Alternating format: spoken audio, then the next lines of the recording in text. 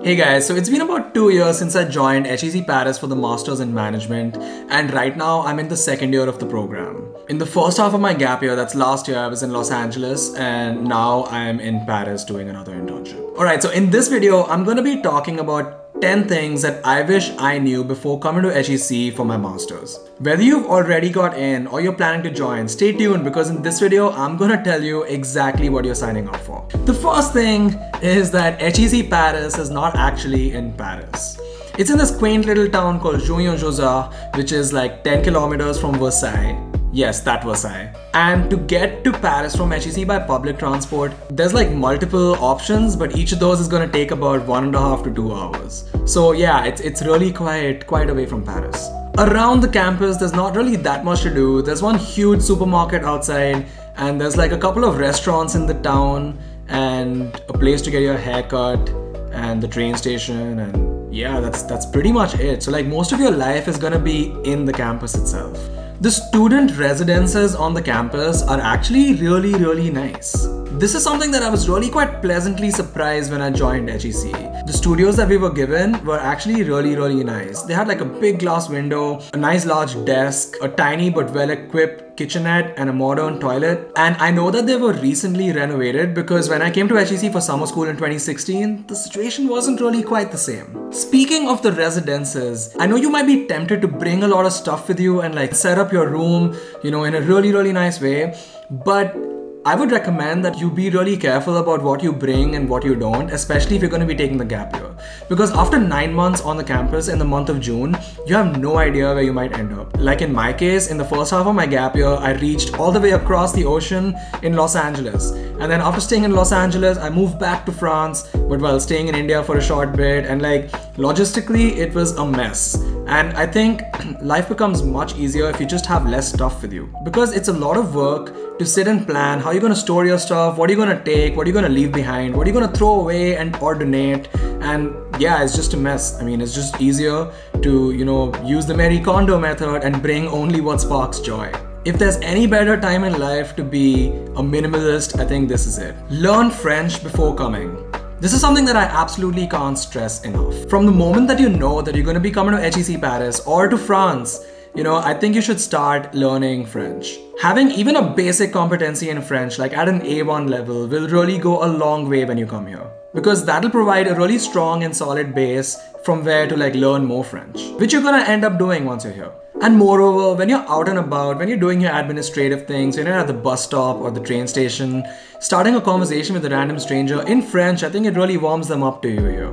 The first semester at HEC can be really quite challenging. And it can be challenging in multiple ways. Academically, you're gonna have to learn to adjust to a new way of teaching and test taking. You're gonna be learning subjects that you haven't learned before, especially coming from a non-business background like me. And you're gonna have to deal with the fact that everyone around you is actually really smart.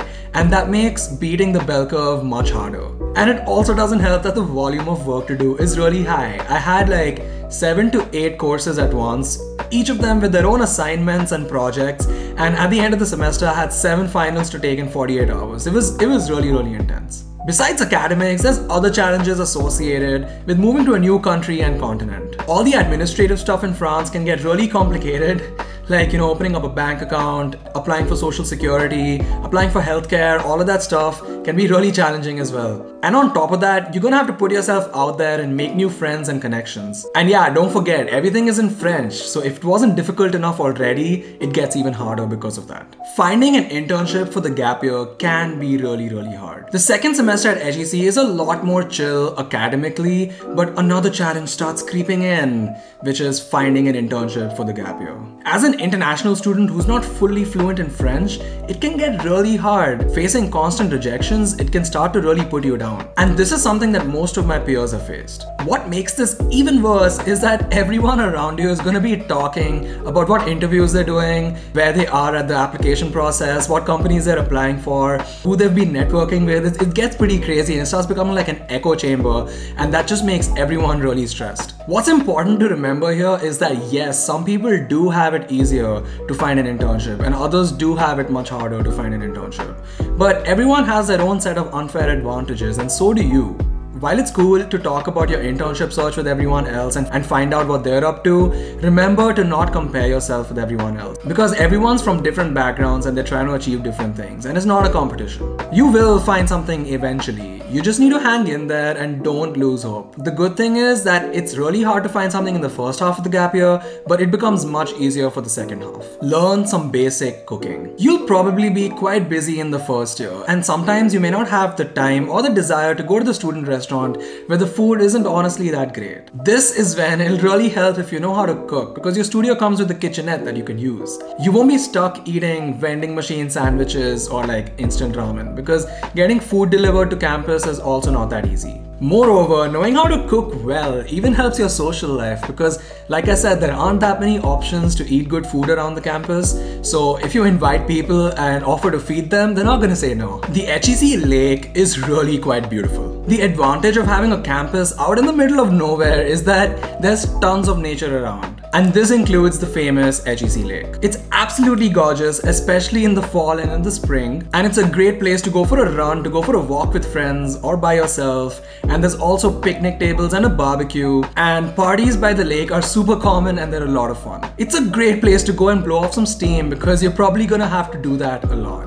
HEC parties can get wild. Seriously, there's the party of the week, or the POW, every Thursday. And besides that, there's tons of other spontaneous and planned parties. And they happen in the student residences, in people's studios, outside, at the lake, at Le Zinc, which is the bar on campus. HEC folks party really hard. And I'm not gonna show videos or photos of these parties over here, but if you know someone or if you can look them up, you'll know what I'm talking about. Everyone comes from different backgrounds. I think what stresses us out is looking at others and trying to figure out whether we're doing as well as they are. What you need to remember when you're at HEC is that everyone comes from different backgrounds. Some have already worked a bit, some are fresh out of college, some have started their own business, some have been to the army. On top of that, there's more than 100 nationalities on campus, and everyone has their own advantages and disadvantages that they bring with them. Moreover, people's goals on campus are also really different. Some people are into finance, and then there's others who are into the media and entertainment industry, and the challenges associated with these goals are also very different.